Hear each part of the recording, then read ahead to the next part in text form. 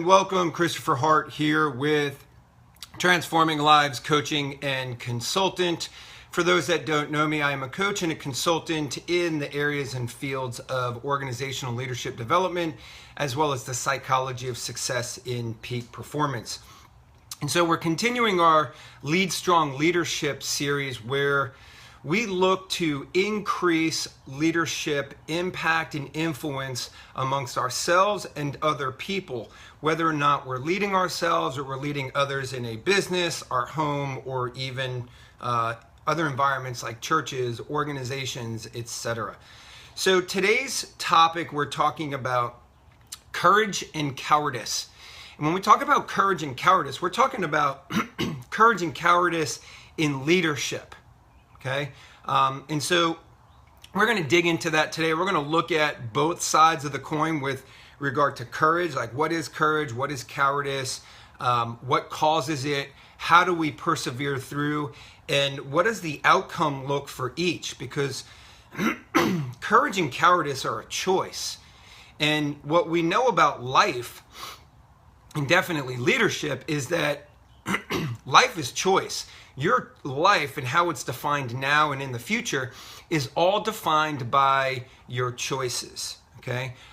Because your choices are going to determine your decisions, and your decisions are going to define your destiny.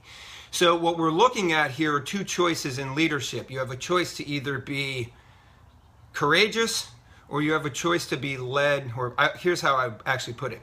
You have a choice to lead by courage or lead by fear or cowardice. Okay, and so just understand that whichever one you choose in leadership, they have completely different outcomes. Okay, so you get to determine which outcome you desire for yourself when leading for yourself, your organization, other people, etc. So let's jump into this. What even creates the element of whether or not a leader has to choose courage or cowardice is the one thing that I say really makes leadership the most difficult, which is fear. Okay? Fear, I think, is the one ingredient that makes leadership the most difficult for many people. Why is that? Because leadership it's a big unknown. You're dealing with people. When you talk about leadership, it's about leading people. It's about inspiring, empowering, influencing people. And people are made up in all different size, shapes, colors, psychologies, etc. That they're the biggest unknown variable. And when you understand the psychology of the brain, whenever there's an unknown, the brain's whole job is not to make you happy, it's not to make you successful, it's to keep you in a known zone. And that's part of the homeostasis process within your brain, to make sure that you're out of stress and you're in what's called a comfort zone. And that's why so many people get trapped in that particular zone of comfort, because that's what your brain's designed to do. It's a survival mechanism. And as great as it is for you, because it'll get you out of a lot of trouble if you're ever in a very stressful situation, but it also prevents you from massive success. Because massive success requires you to move past the known and into the unknown. And as soon as the brain experiences unknown, it's going to create fears. And the fears are designed to move you back out of the stress and into the known. So you're, as a human being and on this journey of success, and definitely in leadership, you're actually battling this one thing that's going to prevent you from being successful in anything you do, and most definitely in leadership. So what we have to understand is that in leadership, when you're going to lead yourself to greater goals, you're going to lead other people, or the thought of even hiring other people, as soon as something becomes an unknown, your brain's going to create a fear. And a fear is nothing more than a thought that keeps you out of stress and into your comfort zone, which is the known. And what tends to happen is that fear literally paralyzes and cripples leaders. And it literally forces them into that label of cowardice, okay? And so one of the first steps that we as leaders need to do is we need to recognize that's a reality in our lives and in our leadership journeys, is that fear is going to be present. this whole no fear thing that was, some marketing ploy 10, 12, 15 years ago, coaches and whoever motivational speakers that are out there are like, no fear this, or, be the no fear successful. Like, that's a load of crap, because fear is part of the human biology per se, because homeostasis is from biology. So if you have no fear, you're dead. So you have to recognize fear is going to be a living element within you. And that's where the courage comes in, because courage, what exactly is courage?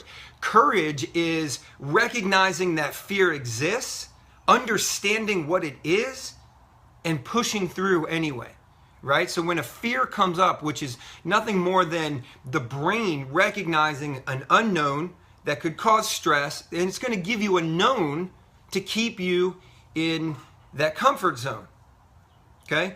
So courage versus cowardice is about understanding that cowardice is where fear controls you. Courage is where you control the situation, because you recognize the fear. You understand fear is present because it's part of your psychology and biology. And you don't allow the fear to control you, that you as a leader, whether you're leading yourself or other people, you're going to push through. Okay? And the interesting part about your psychology as a human and a leader is you get to control your thoughts. You get to control whether or not you believe that fear. You see, fear and faith cannot coexist. They're both elements of your imagination. They don't exist. You get to choose which one controls you.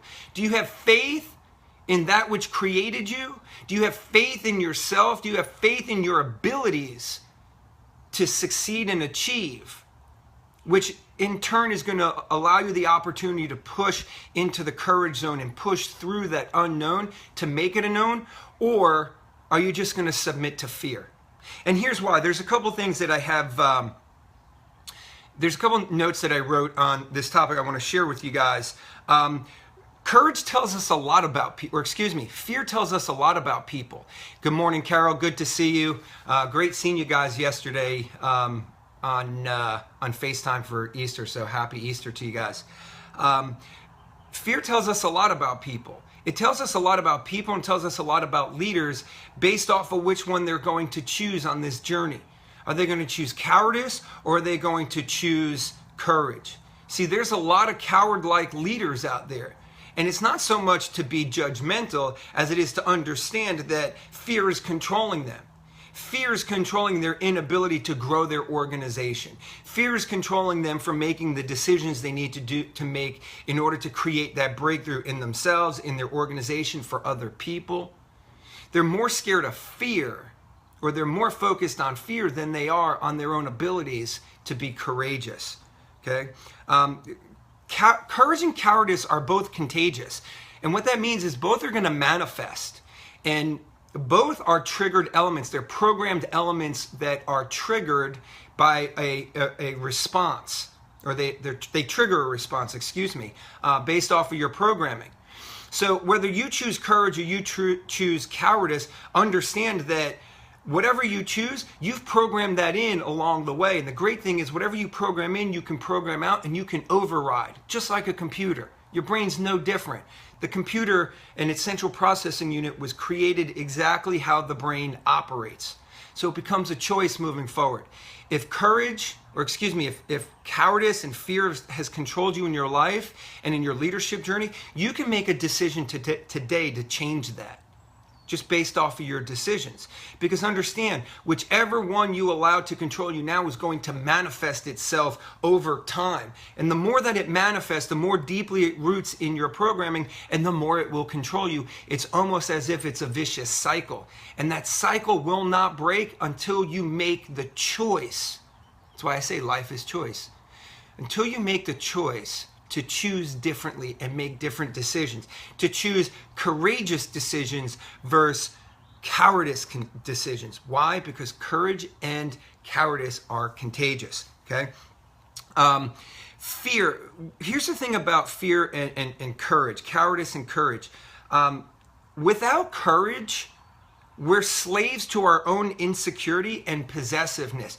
We actually, what that is we become slaves to thoughts that really don't even exist. Why? Because if you think about it, I believe that with leaders, the one thing that holds them back from being courageous is not so much the outcome, but people's opinion of what the outcome's going to be.